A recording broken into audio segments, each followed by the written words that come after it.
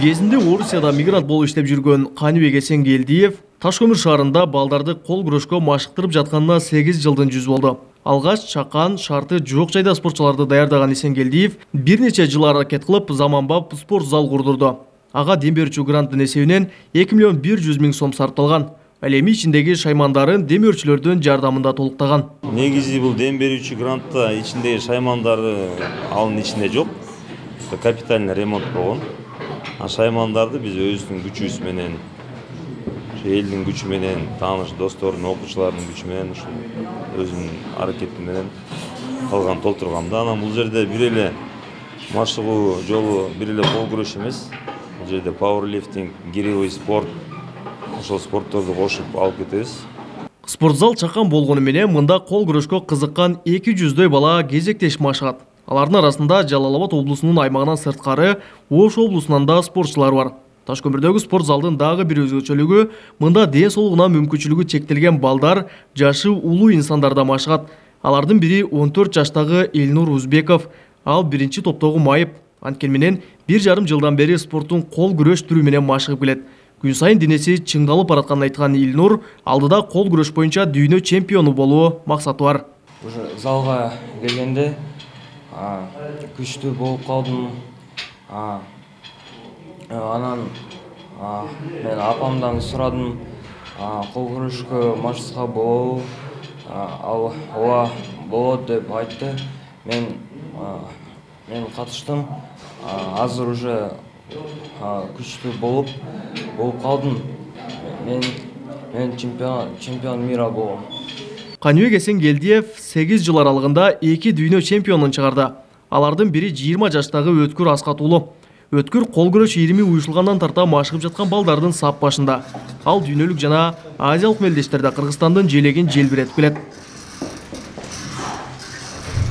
Биринчи жолу чемпионат мирге 2017 жылы Венгрия мамлекетинин Будапешт шаарында бардык.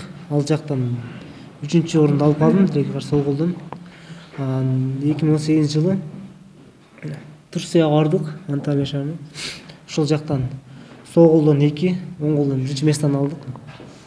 Ол 2019 жылы Румынияга барып сол колдон 2-чи месттен алдык. Азиядан 3-чү месттен алдык, 2-чи месттен алдык.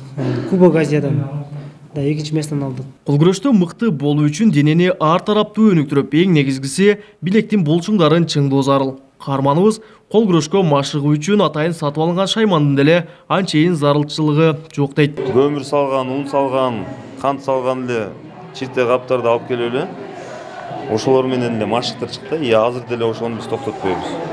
Себеп дегенде үй шартында ошол капка таштан салып эле машыксак болот да. Себеп дегенде азыр просто биз мондай темирлерди илгич кылып жасап койгонбуз, ыңгайлуу болуш үчүн кошконго.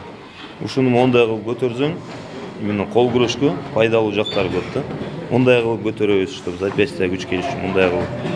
Каныбек Эсенгелдиев кол күрөшкө кызыккандарды акысыз эле машыктырат. Учурда ал Ташкөмүр шаардык балдар чыгармачылык үйүндө кол күрөш иримин жетектейт. Ал кол күрөшкө бала чагынан эле кызыгып, спорттун бул түрүнүн Кыргызстанда өнүгүшүнө өз салымын кошуп келет. Башка спорттордо мисалы 1 минут же 5 минут же 10 минут күрөшсө же мушташса, бизде 1 секундада утуп калышы мүмкүн. Ошон үчүн бизде техникадагы, тарамыштардагы, психологически да бүт жактан даяр болуш керек. Ошон үчүн 1 секундада биз утулабыз же утабыз.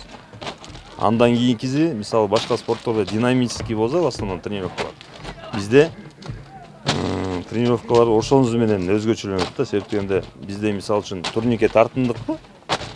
Турникке тартынсак мында динамика дейт да. Бүткөндөн кийин, андан кийин статикада кармап турабыз.